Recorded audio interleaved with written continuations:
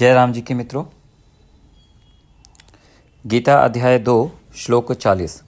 नेहाभिक्रमनाशोऽस्ति प्रत्यवायो न विद्यते स्वल्पमप्यस्य धर्मस्य त्रायते महतो भयात्।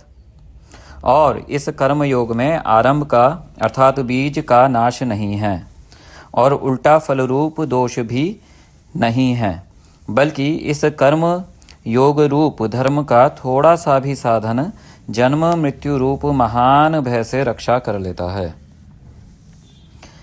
व्याख्या। भगवान श्री कृष्ण अर्जुन को कर्म योग की स्तुति करते हुए समझा रहे हैं कि ये कर्म योग कितने अधिक महत्व का है, इसको अपनाने से क्या लाभ है।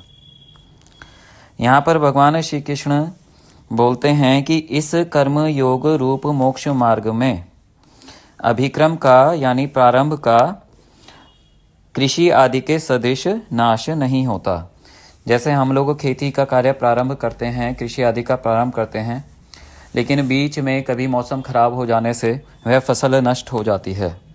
तो लेकिन जो व्यक्ति कर्म योग की साधना प्रारंभ करता है उसका नाश कभी भी नहीं होता। इसी प्रकार से कभी यदि हम गलत औषधि ले लेते हैं तो हमारे को वो साइड इफेक्ट कर जाती है और हमको नुकसान पहुंचाती है, तो इसे चिकित्सा शास्त्र में बोला जाता है प्रत्यवाय, आयुर्वेद में। तो ऐसा प्रत्यवाय दोष भी यानी विपरीत फल भी इस कर्म योग में नहीं होता।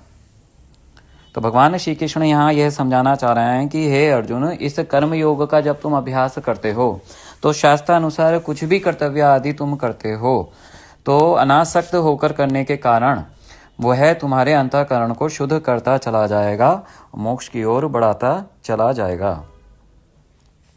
तो यह कर्मयोग जब तुम अपनाओगे तो निश्चित रूप से तुम्हारी स्थिति परमात्मा की ओर होती चली जाएगी।